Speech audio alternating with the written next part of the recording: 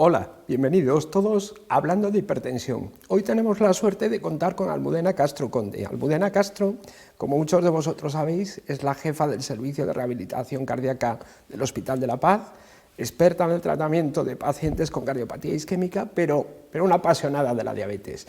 Y quería plantearte, Almudena, ¿por qué no nos hablas de hipertensión, diabetes y, te lo voy a complicar un poco más, un paciente que tenga una lesión de organodiana, microalbuminuria? Me parece muy bien, aquí acepto el reto, ¿no? Bueno, realmente, como dices, soy apasionada de la diabetes porque los cardiólogos tenemos más de un 40% de pacientes con diabetes y si no eres apasionado lo tienes claro porque queda un porcentaje muy alto de pacientes que no están bien tratados, así que no hay más remedio, ¿no? Bueno, pues voy a traer aquí a una paciente, Vicenta, de 72 años, que es una paciente que realmente hace bien las cosas, hace su ejercicio físico, tiene vida activa, tiene 72 años, pero tiene una vida, bueno, como la de muchas mujeres de 72 años hoy en día, afortunadamente, ¿no? Tiene una diabetes tipo 2 desde hace 9 años, con un índice de masa de 26 y es hipertensa. Es verdad que se había regulado la tensión, la presión arterial bien, pero sí refiere en esta revisión que llevaba unos meses con mal control de la presión arterial, con picos fundamentalmente de predominio matinal y bueno, pues en principio ella viene con su tratamiento puesto de las consultas anteriores, que tiene una combinación de metformina y SGLT2, una combinación de ezetimibe y una estatina de alta potencia, y toma su IECA, su enalapril de 20 miligramos, y con eso había estado bien, como digo, hasta esta última visita, ¿no?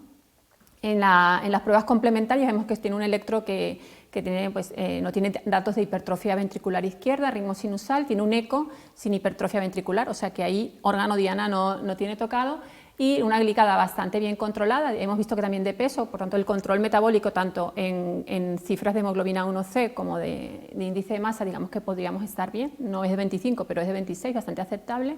El LDL lo tenemos también en objetivo con 58 porque es una paciente con ya un alto riesgo y un filtrado que es de 65, que bueno, para la edad pues ahí está, ¿no?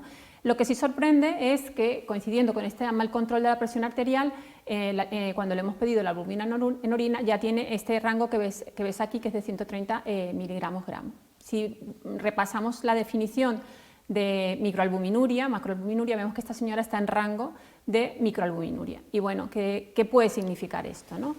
Pues esto significa, fijaros cómo al final vamos a hablar un poco del riesgo continuo. A mí me gusta mucho, Juan Carlos, hablar del riesgo continuo, no de un parón, que prevención primaria y prevención secundaria. No es posible que tú estés en prevención primaria, tengas un infarto y al día siguiente ya estés en prevención secundaria. Yo creo, y tú también lo sé, crees más en el riesgo continuo y realmente esta diapositiva nos habla de eso, ¿no? Como una paciente de alto riesgo o un paciente de alto riesgo frente a uno de bajo riesgo tiene más posibilidades, más riesgo de desarrollar microalbuminuria, casi el doble, un poquito más del doble de desarrollar microalbuminuria, más de 3 veces de riesgo de desarrollar deterioro de la función renal y hasta 5 veces más de que ese deterioro de la función renal sea mayor de un 30%. Por tanto, una persona con diabetes tipo 2 y que ya se clasifica en alto riesgo, tenemos que saber que el riñón es algo que tenemos que mirar sí o sí porque tiene estas altas probabilidades de ir progresando y hoy en día, como todos sabemos, tenemos fármacos a diferentes niveles que pueden hacer reducir esa progresión renal, que al final impacta tanto sobre el pronóstico de los pacientes, ¿no? Esta diapositiva me encanta porque habla de ese riesgo continuo, Juan Carlos, ¿no? Cómo empiezo teniendo solamente factores de riesgo y cómo esos factores de riesgo se transforman en lo que has dicho tú, en la lesión de órgano diana, sin todavía tener enfermedad, que es decir, puedo actuar en la fase 1, factores de riesgo, puedo todavía actuar cuando hay lesión de órgano diana, pero claro, si yo no actúo en estos 2 niveles, ya paso al 3, cuando ya he fracasado en mi tratamiento de prevención y ese paciente lo tengo con una enfermedad renal, con una enfermedad cardiovascular. Por tanto, tenemos avisos hoy en día, marcadores que nos pueden, digamos, hacer el warning, ¿no? La alarma de tenemos que mejorar, tenemos que ser más intensivos en el tratamiento de estos pacientes, ¿no? Hablando de este continuo, ves cómo la gravedad de la hipertensión aumenta con el tiempo, el riesgo de la enfermedad cardiovascular y renal aumenta con el tiempo, pero cuando yo cambio y aumento la prevención, soy más intensa en esa prevención y ese tratamiento, disminuyo las posibilidades de esa enfermedad renal, de esa enfermedad cardiovascular y de esa gravedad de la hipertensión.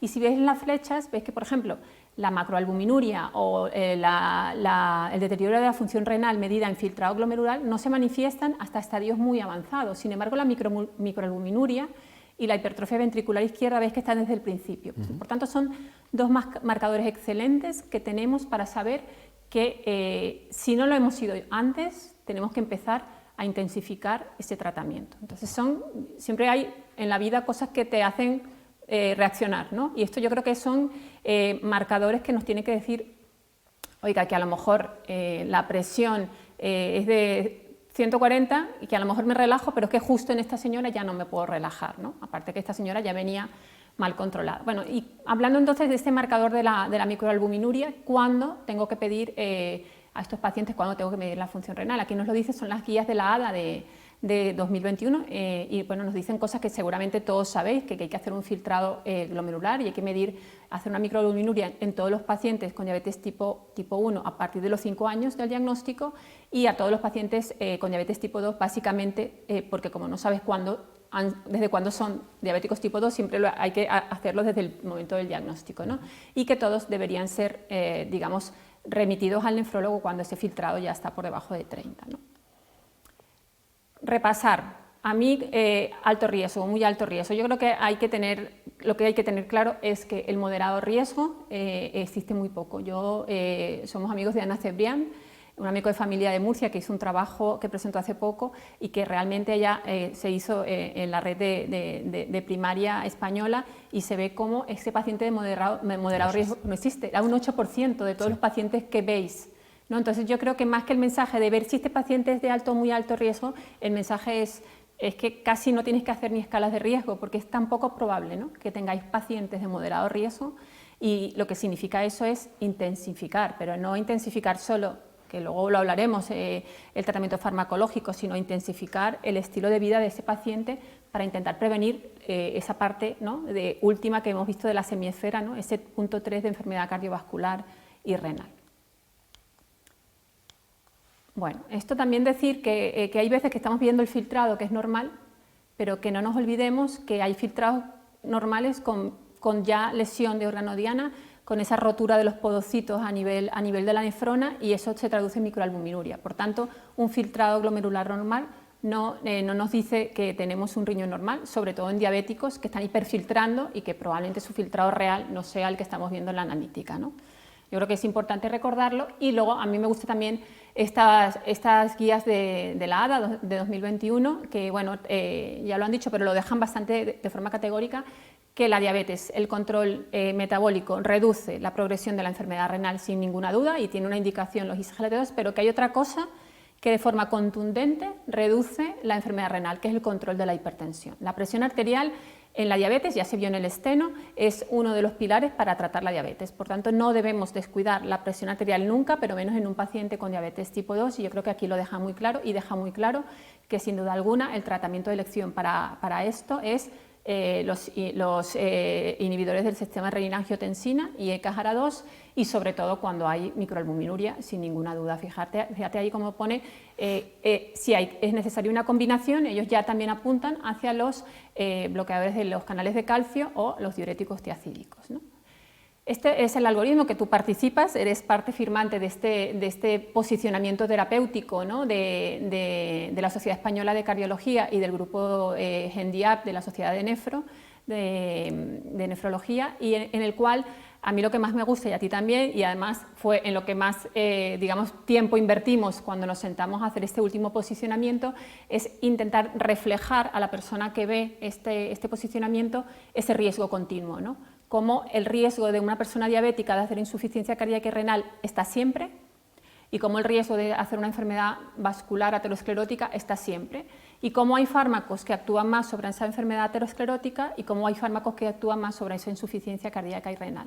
Sin duda alguna, los IECAs y los JARA2, por el control de la presión que hemos dicho, por la actuación directa sobre la arteriola eferente, sobre el efecto de la nefrona, son fármacos que disminuyen fundamentalmente la progresión de la enfermedad renal y la insuficiencia cardíaca, que es una de las complicaciones más frecuentes del diabético, que pensamos mucho en el infarto y la enfermedad renal, pero la insuficiencia cardíaca es 5 veces más frecuente que en un paciente diabético que en un paciente no diabético, y los IECAS y los ARA2 están ahí más al lado de la enfermedad renal y cardíaca porque previenen, son fármacos de elección y sin ninguna duda hay que ponerlos. No hay, ¿ves que no hay escalones?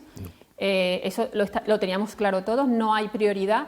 La prioridad es que tenemos que atajar ese riesgo en cualquiera de sus vías, el riesgo aterosclerótico con la estatina, el riesgo de enfermedad renal diabética con los ISGLT2, con los IECAS, con los ARA2, y yo creo que lo hemos dejado bastante claro, ¿no? Riesgo continuo, prevención primaria y secundaria creo que hay que erradicar, y que ese riesgo está a lo largo de la vida de ese señor y que hay que intentar poder cubrir, ¿no?, todo esto. Yo, por lo menos como paciente, si tú fueras mi médico, me gustaría que no solamente te fijaras en mi colesterol, sino en todos los otros factores que me pueden llevar a enfermar. Por tanto, ¿qué sería? ¿Qué añadir? Pues yo en esta paciente, en la que ya hay rigidez arterial por su edad, en que tiene una vida muy activa y que es diabética además, me inclinaría más por un calcio antagonista como para combinar ese IECA que por una tiacida, sobre todo porque esta señora ya tiene ISGLT2 que también tiene su efecto natriurético, ¿no?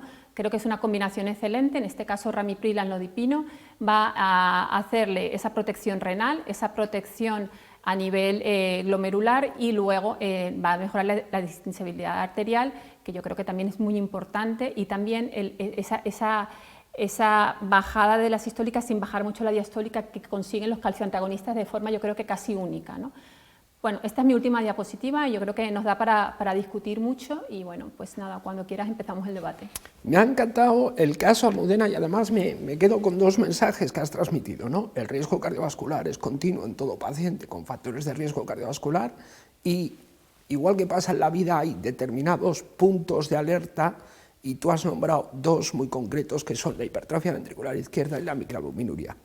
¿Tú crees que prestamos la debida atención a la detección de la albuminuria? Y voy a hacer una pequeña crítica. Fíjate que esta paciente tenía una ecocardio hecha y al lado, para detectar lesión de órgano diana, teníamos la albuminuria. ¿Tú crees que vamos demasiado a pruebas como ecocardios para detectar lesión de órgano diana? ¿Y qué pasa con la albuminuria? Fíjate, yo no sé en familia, de hecho te voy a rebotar la pregunta a ti para lo que hacéis en familia. Desde luego en cardiología pedir microalbuminuria es una cosa que estamos haciendo ahora, pero no es una cosa, y no lo hacemos todos, ¿eh? Sí es verdad que con un electro puedes detectar la hipertrofia ventricular izquierda. Hoy en día, pues si tú pides a una persona hipertensa el primer eco que hay que pedir, luego por el electro lo puedes monitorizar, pero la microalbuminuria es una determinación barata, es una determinación fácil, y yo creo que en cualquier paciente con riesgo cardiovascular, no solamente diabético, en cualquier paciente hipertenso hay que pedir microalbuminuria. Totalmente de acuerdo contigo. ¿Qué hacéis vosotros? Me has rebotado la pregunta y te la voy a contestar además sin esquivarla. Mira, hay un artículo publicado el año pasado en Badajoz, una corte de pacientes seguidos durante bastante tiempo, 3 años, 4 años, diabéticos todos, en los cuales estimaron cuántos pacientes tenían enfermedad renal crónica y a cuántos se pedía microalbuminuria. Venga, ¿qué porcentaje crees que pedíamos microalbuminuria en el ámbito de atención primaria? 75. 37%, pero son comparables a los datos de los nefrólogos. Los nefrólogos prácticamente en este tipo de paciente, en algún estudio que hacen, llegan a un 40%. Entonces yo creo que es una herramienta muy útil que seguramente estamos infrautilizando. Y luego quería preguntarte otra cosa. Has nombrado la guía del ADA y llama la atención que este año ha habido una pequeña modificación que seguramente haya pasado desapercibida en relación a la albuminuria. El año pasado decía que si la albuminuria era mayor de 30 mg/gramo, siguiésemos a este paciente con un nivel de evidencia C, y este año hace una pequeña modificación y el nivel de 30 lo pasa a más de 300 mg/gramo. Reflexión que hago yo, ¿no crees que subiendo este nivel nos va a dar una falsa sensación de seguridad en un paciente como es Victoria, ¿no?, que tenía una microalbuminuria de 100 y que dices, bueno, como la ADA me dice que solo lo siga 2 veces al año a partir de 300, pues me voy a quedar tranquilo, ¿no? Fíjate, yo realmente lo que creo que hace la ADA es confiar en que tú vas a tratar a este paciente con más de 30, entonces ya da igual. sea, si realmente tú haces lo que te dice la ADA, que es tratarlo con más de 30, ¿para qué le vas a hacer cada 2 años? Dos veces al año, 2 veces. porque ya estás tratándolo, ¿no? Y probablemente el efecto que tú quieras ver se ve al año. Creo que lo hace por eso, o sea, realmente creo que lo hace porque entiende que como la recomendación es clara y tajante, empezar con más de 30, el tratamiento para la prevención con el IECA o con el IGGT2, entiende que esa monitorización 2 veces al año quedaría, sobra. Yo lo he entendido así. Muchas veces haces pruebas diagnósticas que tú dices, ¿para qué quiero yo este resultado? Es decir, si yo tengo esa paciente con 123, creo que tenía, Sí. bien tratada, con su protección renal a nivel de ISGLT2, con su protección renal a nivel de IECA y calcio antagonista para controlar la tensión arterial, ¿qué me va a cambiar a mí? ¿Qué me voy a cambiar a mí que de 123 pase a 350? Pero sí que lo trates, efectivamente, Claro, ¿no? creo que es por eso, pero vamos, que esto son suposiciones que haces tú de lo que escriben en las, ¿no? Y otro aspecto que quería preguntarte, ¿tú crees que tenemos que llegar a la lesión del órgano diana para tratar a este paciente? No. Yo, a ver, el tema está en que hay que actuar siempre en los periodos precoces, esos factores de riesgo, ¿no? La señora es verdad que hacía bien las cosas, ¿no? Pero probablemente esa señora se hubiera beneficiado de un tratamiento combinado desde el principio, sin duda alguna. Igual que tenía un tratamiento combinado hipolipemiante, ¿por qué no se planteó un tratamiento? Porque además el tratamiento combinado en la tensión arterial siempre es más efectivo, eso está claro, y probablemente hubiera retrasado la aparición de la microalbuminuria. Es mi opinión, nunca se sabe, ¿no? Pero yo estoy totalmente convencida de que lo que hay que hacer es evitar el daño, ¿no? Muchas gracias, Almudena. Nos has dejado claro que si algo tiene un beneficio en riesgo cardiovascular, en el tratamiento de la hipertensión y la diabetes, más que el tratamiento es la prevención. Totalmente. Y que hay fármacos y disponimos de combinaciones eficaces para tratar adecuadamente a nuestros pacientes, controlando la tensión, pero sobre todo preveniendo esas lesiones de órgano diana que van a empeorar el pronóstico de nuestros pacientes. Sin duda. Ahora la pelota está en nuestro tejado.